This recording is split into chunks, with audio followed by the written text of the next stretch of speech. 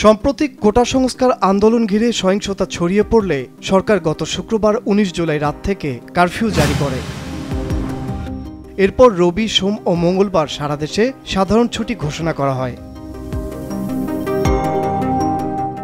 সেই সাথে গোটা বাংলাদেশে গত কয়েকদিনে বিচ্ছিন্ন ছিল ইন্টারনেট সংযোগ। দেশজুড়ে সীমিত আকারে জরুরি সেবা চালু থাকলেও মানুষের জীবন কেটেছে চার দেয়ালে। বিশেষ করে রাজধানী শহর ঢাকাতে ছিল বেশ ভয়ঙ্কর পরিস্থিতি। ঢাকার অলিতে গলিতে পর্যন্ত ছড়িয়ে গিয়েছিল সহিংসতা।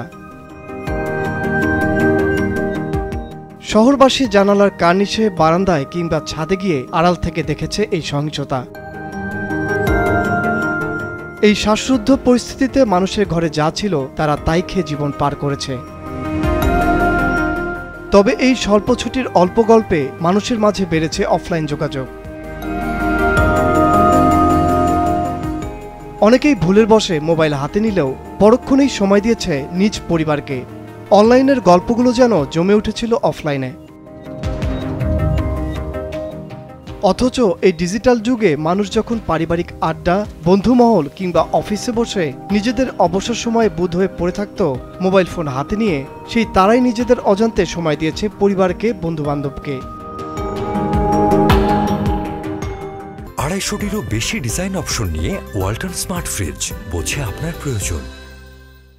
ছোট্ট মোবাইল ফোনের স্ক্রিন ছেড়ে মানুষ চোখ পেতেছে টেলিভিশনে। অফলাইনের এমন গল্পে মানুষ যেন ফিরে গিয়েছিল সেই ৯০ দশকে। তবে এই অফলাইনের গল্পটা স্বল্প হলেও দেশের মানুষ আবারও ফিরতে শুরু করেছে স্বাভাবিক জীবনযাপনে অনলাইনের গল্পে।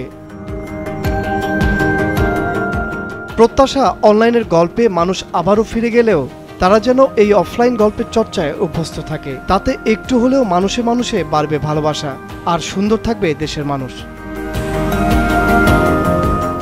তানভীর আহমেদ, মাছরাঙ্গা টেলিভিশন।